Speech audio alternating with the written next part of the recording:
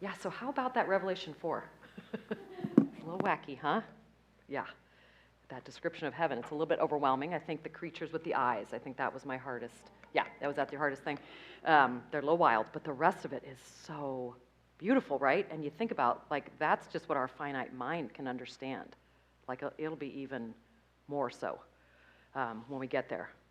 But that's really what it's going to be like. That is God's glory revealed fully.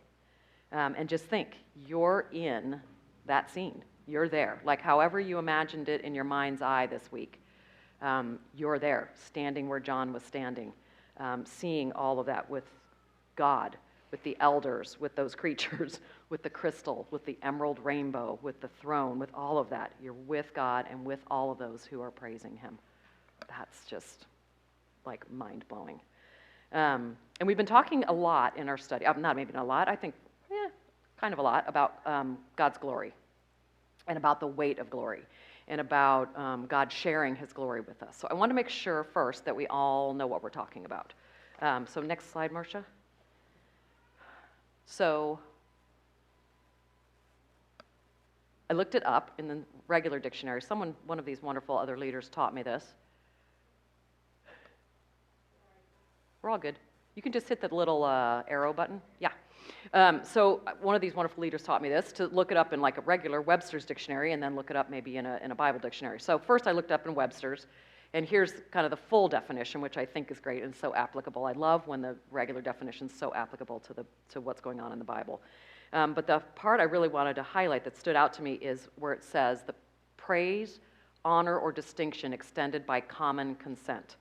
Because the common consent makes me think of those creatures, the four creatures that all together, night and day, were praising God without ceasing, saying, "Holy, holy, holy is the Lord God Almighty, who was and is to come." Did you guys talk about that holy, holy, holy in your small group at all? Yeah, it's such a cool thing. That triple holy is only twice in the Bible, and this is one of the places. It's always about God in both instances. The other instance is in Isaiah 6, 1 through 3.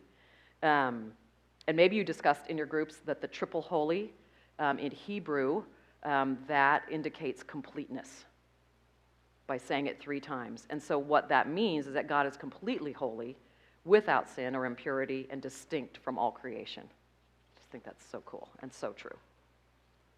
Okay, next slide, Marcia. So then I looked at Vine's Dictionary of the Bible, and the part I wanted to highlight here, again, all great stuff. The part I wanted to highlight is that it says, the part that's kind of underlined is, it is used of the nature and acts of God in self-manifestation. So it's essentially his essence and what he does exhibited in whatever way he reveals himself in these respects. So basically it's who God is and what he does revealed to us by him. Okay, so that's glory. You can do the next slide. So people have seen God's glory throughout the Bible. This is just, some instances of this isn't exhaustive, but in Exodus 16:10 and Exodus 13:20 to 22, God's glory is seen in the pillar of cloud and the pillar of fire. That's called the Shekinah glory. And I've got a little bit of a definition of the Shekinah glory up there. In Exodus 25:22, God tells Moses that he will meet and speak with him from above the mercy seat over the Ark of the Covenant in the Holy of Holies in the tabernacle. So that's God's glory coming down to meet and speak with Moses. In Exodus 33:12 to 23, Moses requests to see God's glory. So cool. He's just so bold. I love it. And then God gives him the safety guidelines. In verse 20, God says, "You cannot see my face, for man shall not see me and live." And that's how we know we never have seen God's full glory yet. Then God explains how he'll make it safe for Moses to see him. And God says, "When my glory passes by, I will put you in a cleft of the rock, and I will cover you with my hand until I have passed by. Then I will take away my hand, and you shall see my back, but my face shall not be seen." And that's exactly what happens. So in Exodus 34, 1 through 10, up on Mount Sinai, Moses sees what's called a theophany. So that's like a manifestation of God that's visible to humans. So Moses sees God's back. And what I read, it's not really that God has a back or a hand or a face, but you get the idea. In Exodus 34, 29 to 30, right after this, right after Moses sees God's back, or the theophany, remembering Moses still didn't even see the full glory of God, but when he comes down off the mountain, his face is shining. He didn't even realize it, but everyone around him was just almost in awe, in fear, because of the way that Moses looked. And he was reflecting God's glory after an encounter with him. And we can do the same thing, by the way. In Luke 2:9, the shepherds are being told about Jesus' birth, and it says, "And the glory of the Lord shone around them." Remember that? Yep. So the glory of the Lord was there with those shepherds on that night. Okay, next slide. So then Jesus is born, and we see God's glory in Jesus. So remember that our definition from Vines said that glory means the nature and acts of God in self-manifestation, or who God is and what he does. And remember in our study in Hebrews from last year, I'm sure all just pulling this all out, right? Hebrews 1:3 tells us that Jesus is the exact representation of God's nature. So obviously, he manifests God's glory. And John 1:14 tells us that we saw his glory when the Word became flesh. And then as Jesus began his earthly ministry, his glory was manifest in his first miracle, when he turned water into wine at the wedding at Cana. And you read that in John 2:11. And likewise, when Jesus raised Lazarus from the dead, Jesus says his glory is revealed again. And this whole story is in John 11:4, 14 to 15, and in verse 40. So we know that Jesus is the exact representation of God's nature, yet we know he still did not fully reveal his glory to us. During his time on earth, he appeared like a very normal man, of humble status, with dirty feet and simple clothing, just like everyone had back then. So that clearly is not the picture of God in his full glory, right? Next slide, Marcia. In fact, we're told in Isaiah 53:2 that Jesus had, or that he, meaning it'll be Jesus, prophesying about Jesus, had no beauty or majesty to attract us to him. Nothing in his appearance that we should desire him. In fact, as he hung on the cross, he was like one from whom men hide their faces. So that's Isaiah 53:3. His full glory was veiled while Jesus was on earth. Once during his earthly ministry, Jesus allowed 3 of his closest friends to get a taste of his glory. Still not his full glory. In Luke 9:28 to 32, Jesus' face is altered and his clothes become dazzling white when he's transfigured on Mount Hermon. Into the next slide, Marcia. So when will we see Jesus' full glory? When he returns to get us, according to Titus 2:13. And what will Jesus look like when he returns in his full glory? Get ready. Strap on your seatbelts. It's going to be cool.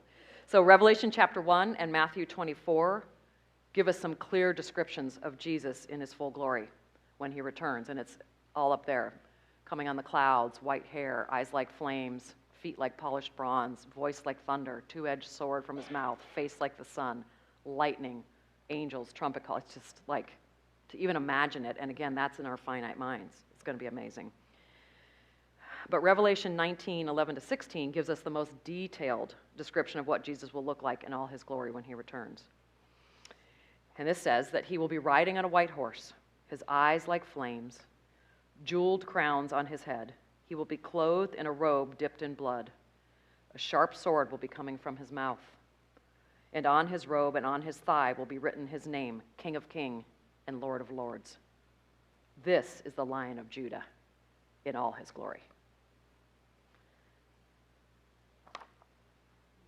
And according to a lot of verses in Revelation, especially chapter 5, we see that we'll also see Jesus in heaven as the Lamb who was slain, as that part of his true nature is revealed. And I know a lot of this has all sorts of deep meaning. We're not going to go into that. That's a Stuart Black thing. But just imagining even the picture of that and not even the full meaning of what that is almost too much to bear. It's just, again, hard in our minds to imagine what that's going to be like. Next slide, Marcia. And we'll also see the full glory of God the Father as well in heaven. Scripture reveals what that will be like in these verses. Isaiah 6, 1 through 6, Ezekiel 1, 26 to 28, Daniel 7, 9, and Revelation 21, 11 even talks about God's glory in the New Jerusalem. And obviously here in our passage from this week in Revelation 4, this is showing us what it's going to be like to see God's glory.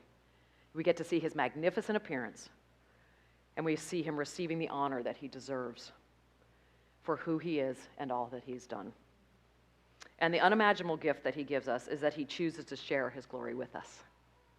Talked about that a little bit already.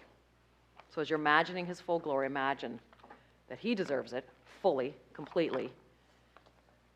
We don't, by any stretch of the imagination, but he chooses to share it with us. Yeah, an incomparable gift. Okay, next slide, Marcia. Okay, but why is this description of God in all his glory from Revelation 4 associated with this week's lesson on keeping your eyes on the prize? In Revelation 21 and 22, we're given beautiful, awe-inspiring descriptions of heaven. If you've ever read those, they're amazing. If you haven't, go read them. We're told what will be there. And it's not specifically listed here, but I think there may be pie for John Lynch. I don't know if we've ever heard him say that. For his sake, it might be there. But here's some of the things that we will see, okay, that will be there. And in Revelation 21, we're also told what will not be there, which to me, especially after a certain kind of day on this earth, what's not going to be there almost sounds more beautiful to me. No more tears, no more death, no more mourning, no more crying, nor pain, and evil will not be allowed to enter. It's just such a beautiful thought, isn't it?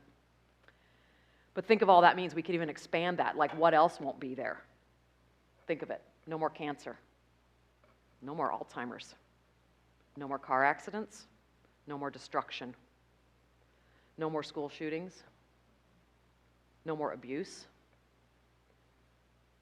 No more divisiveness. No more loneliness or isolation. And the list goes on and on and on. Think of it. Think of whatever has caused you and the ones you love pain in this world.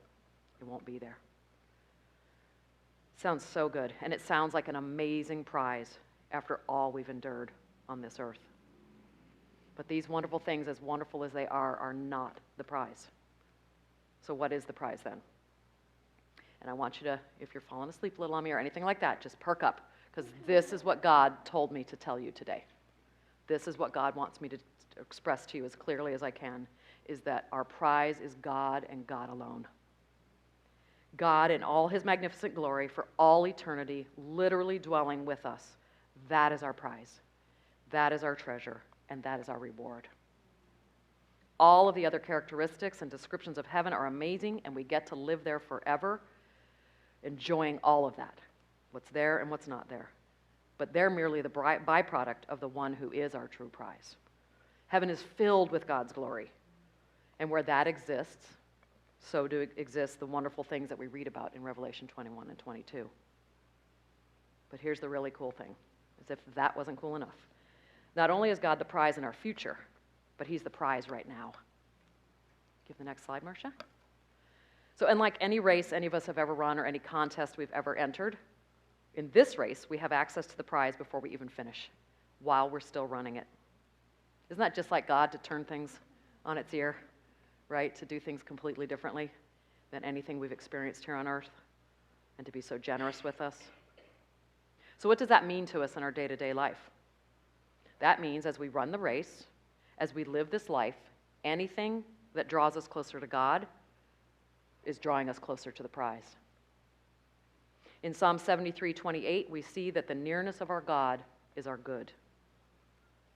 And this truth allows us to gain a new perspective and start to reframe our trials and tribulations. We really can see them as good if they draw us nearer to God. God's been revealing this to me very clearly in the last few years. And I know that the logical conclusion from this is that if I really want the prize, I should ask God with all my heart to bring whatever circumstances or person or situation into my life that will draw me nearer to him. But I'm not there yet. I'm going to be really honest with you guys. I sense God moving me in that direction, transforming me, but I'm not quite there. First, as he was teaching me this, I saw it in retrospect. right? Like looking at a rearview mirror. So after something had gone on, I could say, oh, wow, gosh, did that draw me nearer to God? That hard, hard situation, he was there with me, and I just feel closer to him, more intimate with him now. I could see it after the fact. And then, as he matured me and transformed me, I started to realize that I was being drawn towards him in the midst of the trial. I could realize it like, okay, I see what this is doing. I see you coming close. I see me getting closer to you, God. I see it. And now I'm at the point where I know in my head that anything, and moving into my heart, that anything he is going to allow in my future will draw me nearer still to him. But I haven't taken that next step. I have not yet begun to ask him to bring anything, no matter how hard or painful, into my life, just so that I can be nearer to him. I want to hunger and thirst for him like that. I really do. But again, I'll be honest, I'm not quite there yet. And why is that? It has to be unbelief. As far as I can figure, it has to be unbelief. I don't fully believe that experiencing more of God, being drawn nearer to him, will be worth the pain and suffering that the trials will bring. But when I think about it, he's going to do what's best for me anyway. So what if I cooperated with him? What if I just cooperated with him? What if we all trusted him that much?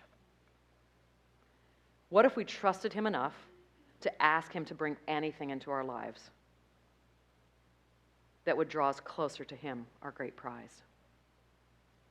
Just think of the magnificence of his glory that could be revealed here on earth if we did that, through our trust of him and our cooperation with his work in us.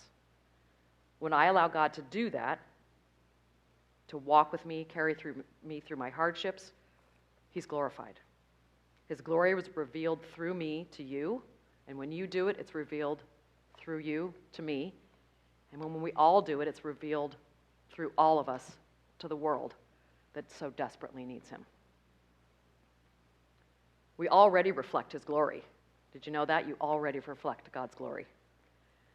Although our faces don't shine like Moses's. But imagine how much clearer that reflection could be the closer we draw near to God.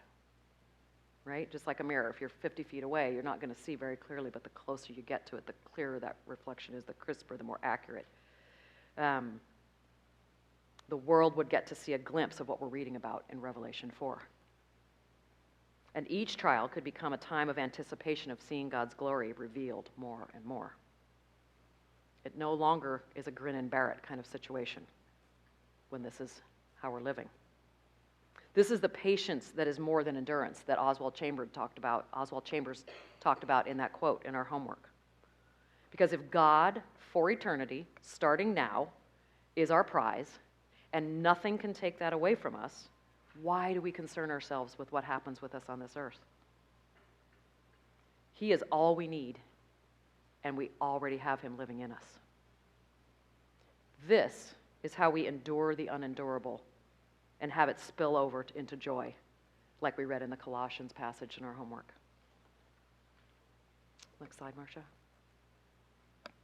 So as we run, ladies, let us fix our eyes on the prize in all his glory. Let's remember this passage and all of these passages. If you haven't read them before, go and read them and fix your eyes on our prize in all his glory. Let us also believe with all that is in us that he who can do more than all we ask or imagine has given us full access to his every attribute. Now, on this earth, that's true. Let us hunger and thirst for more of him, knowing that he is the only one who can and will satisfy. And let us abandon ourselves fully to his will, knowing that it is for our good and for his glory.